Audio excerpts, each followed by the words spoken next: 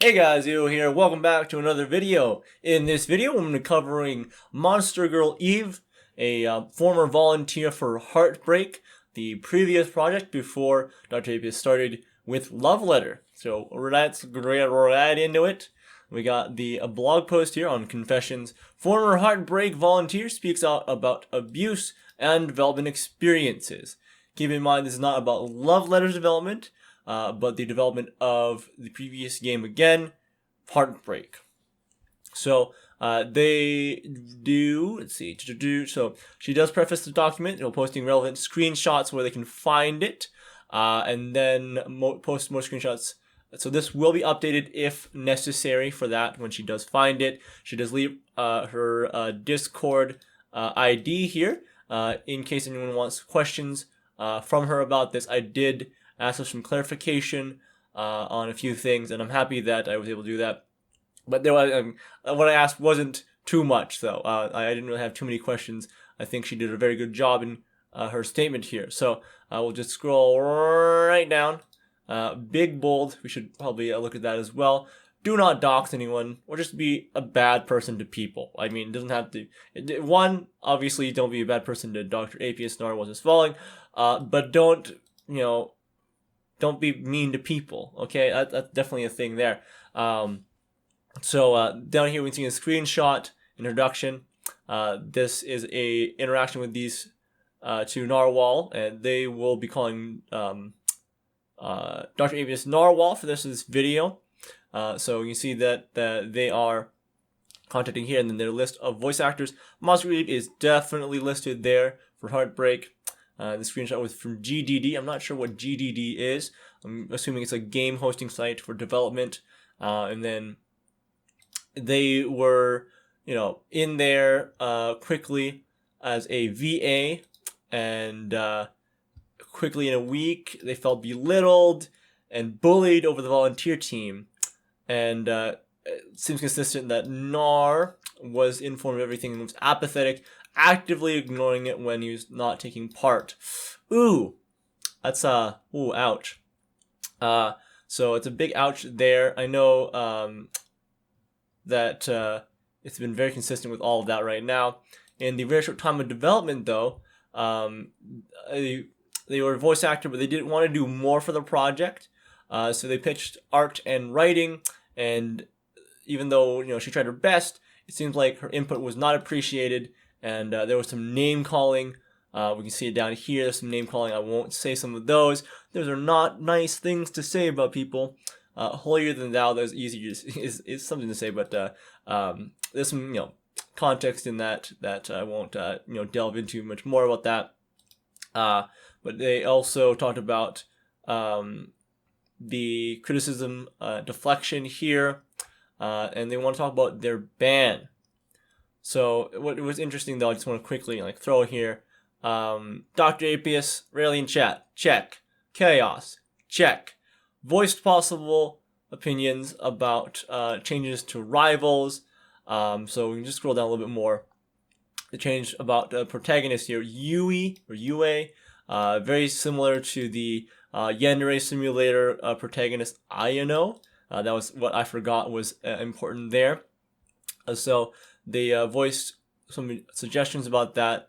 The first thing was to change the coloring to be a bit more distinct, and the personality was a bit bland, so they wanted to add to that more, since they were very similar to from or Yandere-chan. I'm really sure the name anymore at this point.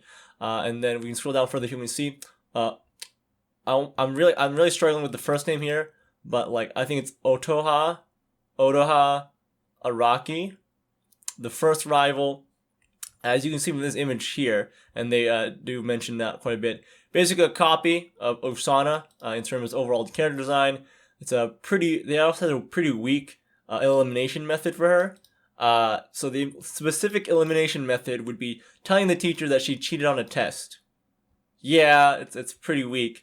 So she suggested changing to make her more distinct from Osana by changing her parent personality, because she was a tsundere character, which is fine, but she felt very flat, and a less goofy elimination method would have been nice too, and I can understand. Yeah, it's a little bland.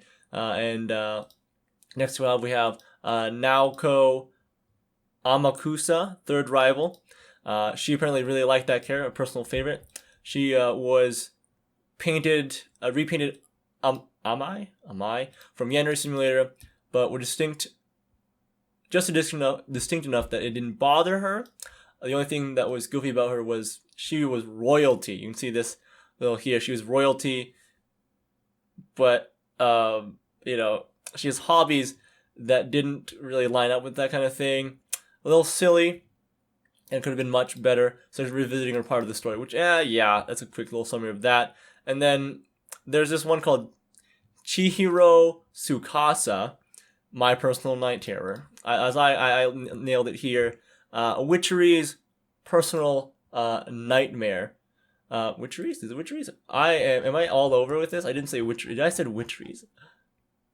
Oh, Monster Girl Eve. I'm so sorry. I wrote that wrong in my script. Whoopsies. Personal night terror. So she's a peppy girl. They want her to be a classy person. Anime and manga was her thing.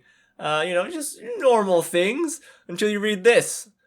Some creepy stuff. Chihiro has been writing and drawing manga about herself in relation with senpai. So she is described as a neat, and this is real weird. Her elimination method was to get her caught with the manga, but change it enough so that senpai was involved, so senpai wouldn't be expelled. She had a friend here that they fell out with each other because she was once Chihiro's best friend. Their friendship ended because Tomoyo thinks golden showers are better than Tentacle. Yeah, that's my reaction too. There's some various other changes that they were talking about here, and then we can just continue down even more. What's interesting that once she was kicked from the team, they actually started taking her advice, which was, what? You realize that it was good? Damn, that's kinda, I don't like that, Damn. It's just so weird. Anyways, let's move on. DM, what happened? Didn't care about the ban. Seemed like, so they didn't seem to care about the ban. Let's see if it, yes, here we are. They didn't care about the ban. They just wanted to talk about the characters. And this is something weird that came up a little later here. We see that they're criticizing a certain character. I'm not trusting his judgment. As a trans male myself, I do not see what's wrong with Kane.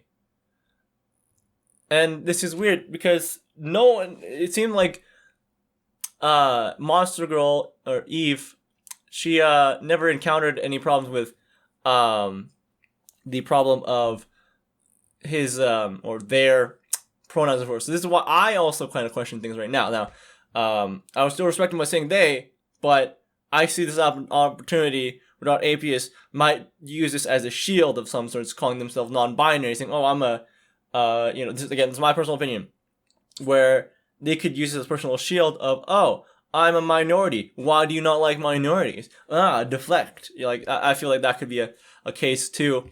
So I don't know. It might be a lie for pity points. I don't know. It's not good if you're doing that, dude. Don't do that. That's not good. But I'll still respect the pronouns.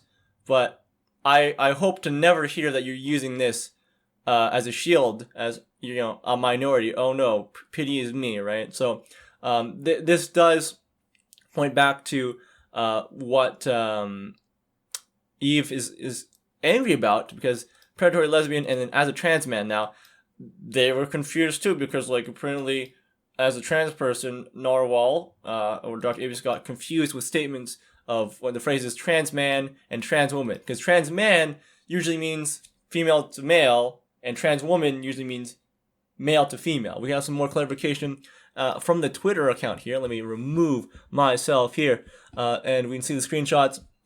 This is a screenshot that we saw just now, and this is a conversation that DrApeis just contacted Eve again about that. Oh, you have the wrong idea.